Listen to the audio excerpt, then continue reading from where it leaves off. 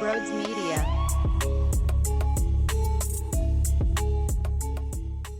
CJ Gardner-Johnson will not be returning to the squad. He signed a one-year, $8 million deal with the Detroit Lions, $6.5 million guaranteed. And Jim Trotter is reporting the Eagles did have an opportunity to match, but they elected to decline. I'm surprised by that, if true. If you told me 3 weeks ago that you could bring him back on a prove-it deal and it would only be $8 million, sign on the dotted line today. I would sign on the dotted line today if you could do that. Well, 3 weeks ago, I guess I would sign on the dotted line, but you get my point. I would have done it in a heartbeat. So, it is a little bit confusing from that angle, but it's not that simple. There's so much more to it. Did CJ Gardner-Johnson feel disrespected by a previous offer made to him early in the offseason? Maybe. Now, I'm not believing that the Eagles offered a 3-year, $24 million contract with $17 million on the final season, because that was somewhat reported from the Eagles side that wasn't true and that wasn't the full-on contract that was offered. There was other things being thrown around that, according to the CBA, that wouldn't have even made sense. I don't have the CBA in front of me. I don't have the rule book to lay out every single possible contract and what does and doesn't work, but that's being thrown out there too. Here's what I do know. I'm thrilled that the Eagles elected to bring back Darius Slay and James Bradberry. If it was between Bradberry and CJ, Slay or CJ, or Slay and Bradberry, any sort of those two combinations, looking at strictly bringing back two of the three. So it could be CJ and Slay, CJ and Bradberry, or Slay and Bradberry. What would I want? It's what we have right now.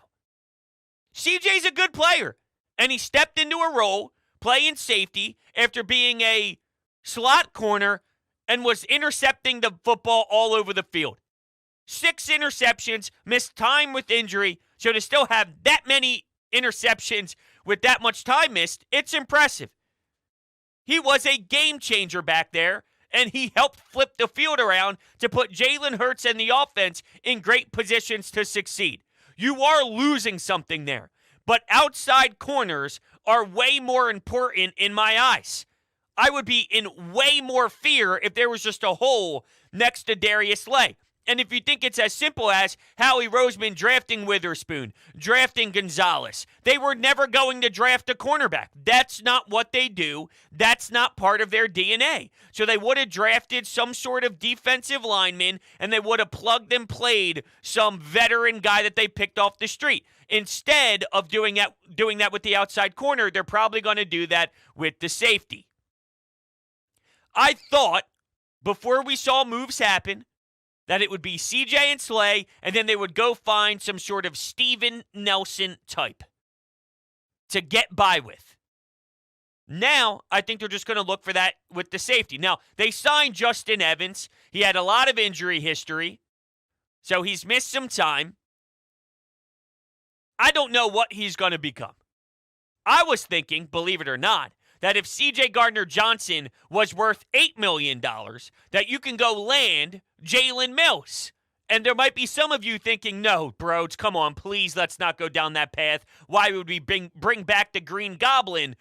He played outside corner here in a system with Jim Schwartz where he was told to be on an island and do the best you can. And for what it's worth, I thought he did respectful in that job. Would he get beat on the double move? Absolutely. But with no safety help over the top, you were asking someone who had deficiencies in his game to be that guy. In a safety position, it's a completely different role. You wouldn't have to worry about one-on-one matchups with wide receivers with no safety help over the top. It's completely different. But my point is, that would be similar to Steven Nelson. It's just with the safety position. And if $8 million is what it costs for CJ Gardner-Johnson, if you can get Jalen Mills for $3 million, $4 million, that leaves $4 million that you didn't spend on CJ Gardner-Johnson that maybe you get another player with. Let's say with the next $8 million they spend, they get a safety and a linebacker. Now you're filling 2 holes with the money that you would have signed one player for. I'm not telling you I fully love letting him go and not trying to match the offer, because I would have brought him back. I'm just saying, let's see how this plays out. And I feel that CJ Gardner-Johnson felt like he got disrespected because he misplayed the market. Outside of Howie Roseman, let's say, hypothetically, that offer was correct. The 3 years, $24 million. It looked like it was backloaded, so that means 3.5 for the first 2 years.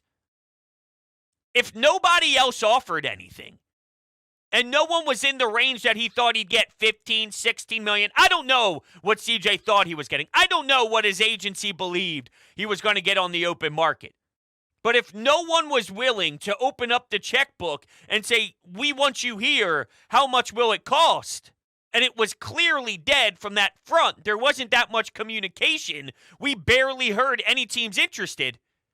Well, Howie Roseman's not disrespecting you. He's giving you what the market is, and he's actually setting the market. You just don't like it. If this is the way they went, so be it. How will they fill that hole? It's a great question. Here's another question.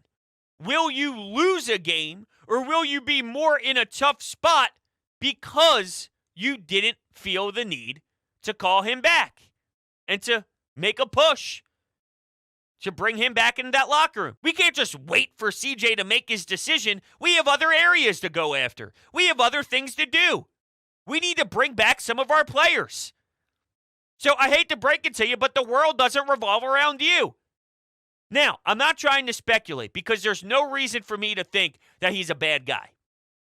A.J. Brown and some other teammates were pretty vocal on social media saying that, you know, he's a great teammate, he's a great person, and all that. I am not telling you that he's a bad guy at all. I do think that there's some immaturity, tweeting, deleting the tweets, making this very public. If I'm in those shoes, I'm letting my agent do his work, and I'm staying the hell off of everything. Now, here's two teams, the New Orleans Saints and the Philadelphia Eagles, who look at him and realize that there's some talent there that they like. The Saints, though, had a lot of issues with the money. So they were in some cap hell, and they were trying to figure some things out. They elect to move on from him because they realized at some point he was going to want to get paid, but they didn't have the space to do it, so they move on. Now, the Eagles watch him perform at a really high rate, and they're like, yeah, you know what? I don't want to match $8 million. Why? Why? Is there something about that? The only thing I could see from the naked eye and from this viewpoint, which is all I have to judge, is immaturity. Who's at fault? I got asked that earlier. Whose fault is this? I don't really think it's anyone's fault. I lean more towards the agent and CJ than I do the Eagles, just because I think they overplayed their hand. And I didn't really like the way the agency took it, letting everyone know the public information that is apparently not true, but regardless, if they're even tweeting out things that are not true, what are they doing?